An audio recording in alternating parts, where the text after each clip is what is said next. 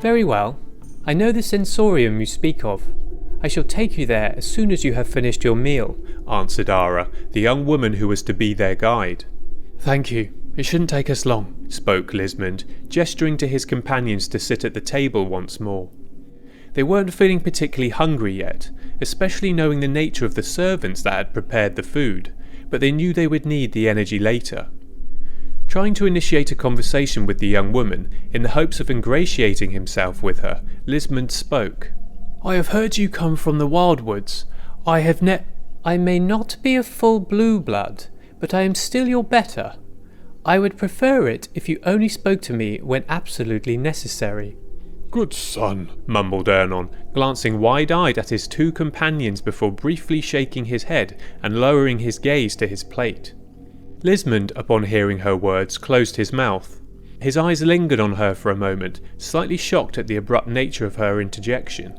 Even Gorith had engaged in conversation at times, albeit begrudgingly, and even when he had ignored the three thieves, he'd never actually asked them to be quiet. Accepting this, however, Lismond took a deep resigned breath and proceeded to focus on the food he had in front of him. The meal transcured with little discussion after the awkward exchange. Ernon offered his usual offended mumblings, while picking at food with an uncomfortable grimace. Pepper, meanwhile, made great use of his night glass to examine each mouthful. At first he was uncertain about the food, but as each look confirmed the food was of a high quality, he began to enjoy the meal. Soon Ernon was holding out pieces of meat for Pepper to check, and little nods of confirmation were exchanged between the two in the silence. The odd chewing or crunching sound was all that could really be heard. Lismond, aware his two friends would look somewhat silly to Ara, glanced up at her a few times. She stood at the end of the table patiently observing, her face showing little to no emotion, much like Gorith's impassive gaze. As they ate, Lismond thought desperately of ways to get rid of her. It was clear now that Pepper wouldn't be of much use for that. He doubted he would have the capacity to make her acknowledge his existence, much less to have her listen to his never-ending ramblings. So much for that plan, he thought. Soon afterwards, when their stomachs were full and their spirits lifted, the men had stood and signalled their readiness. Without ceremony, their guide nodded and the four of them departed for Yosamold's sensoriums. They left the dining hall from a different corridor, towards a new area of the castle they had not yet seen. They hadn't walked for long when Ara, looking at the weapon hanging to Lismond's side, asked, Is that blade you carry a Lunarite sword? Yes, my master, Gorith, gave it to me. The girl seemed actually impressed. You must have earned his respect if he did so. A Lunarite sword is a very valuable artifact. Hearing that and seeing a chance to earn some points as well, Pepper tried to add, I also happen to have a magical artifact, milady. A night glass. Care to try it? I'll let you... No, answered Ara, cold and abrupt, without even sparing a glance at the bald thief. Ernon apparently found this quite amusing, a grin spreading across his lips and a playful swagger creeping into his step. She then continued, still addressing Lismond. Lord Yosamold often speaks of Gorith the Wise. You are very fortunate to serve him. He is a very powerful wizard. I have witnessed his power with my own eyes. I can attest to that. Last night he defeated a giant animated statue in just a few moments. The automaton by the Moongate Garden. The moon-headed champion. Ah, I wish I could have seen it. That was a strong one. One of Lord Yosamold's favourites. Don't be so humble, Lismond. You are forgetting to mention the part where you bravely leapt onto the creature's chest and pierced it with your sword, added Ernon, joining the conversation, his mood having somewhat improved after seeing Pepper's failed attempt at garnering their guide's attention. The priest noticed respect starting to appear in the young female's eyes, and seeing that, continued.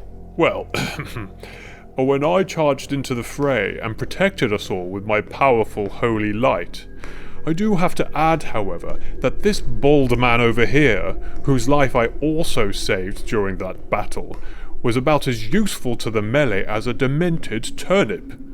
To be honest, his only real use is as a pack mule. Hey!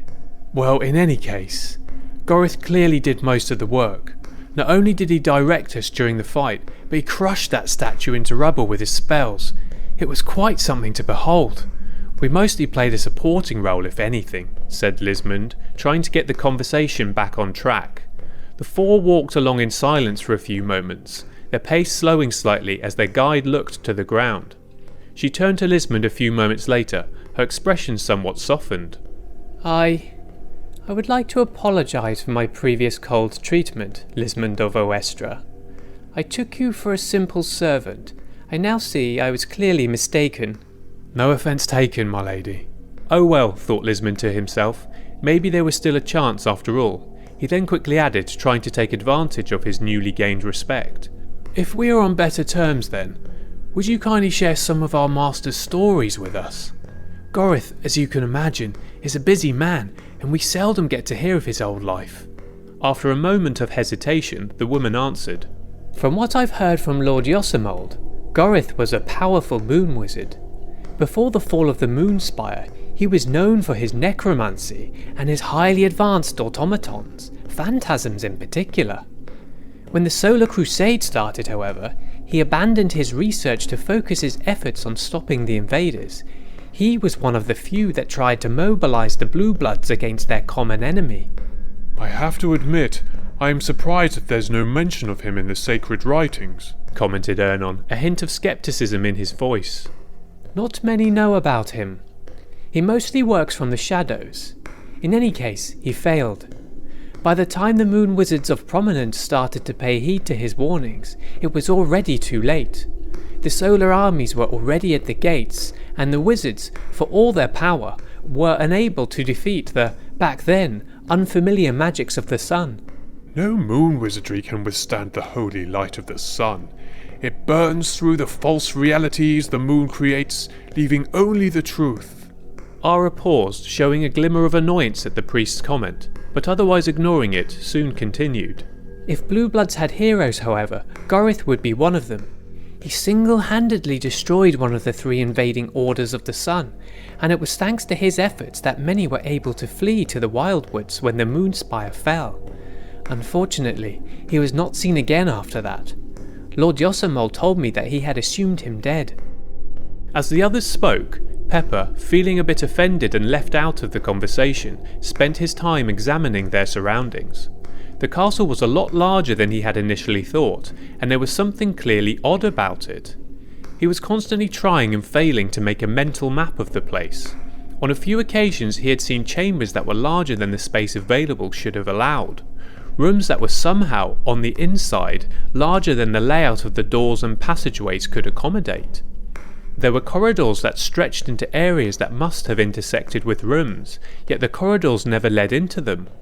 The whole place was quite disconcerting, and suspecting illusions, the thief had raised his night glass more than a few times, only to confirm that those impossible places he was seeing were somehow still real.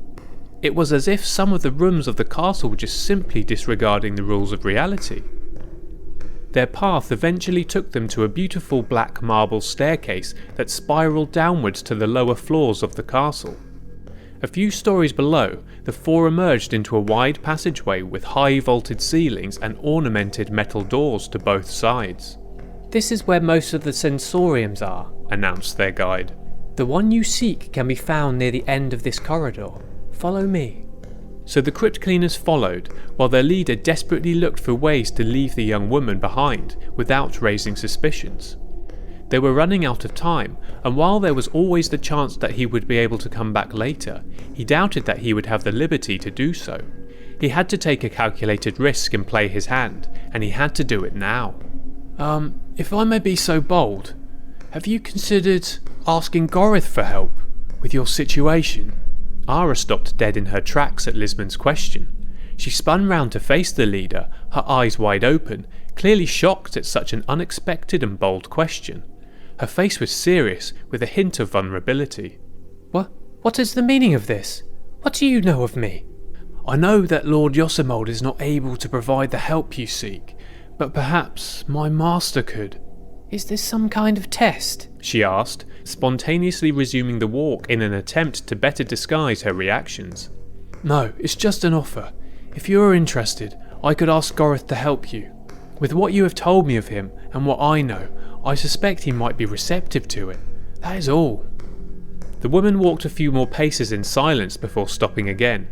She looked down at the ground, briefly in thought, before collecting herself and turning to Lismond once more. She then gestured to the door they were now standing by. Here, this is the door. Let us go in.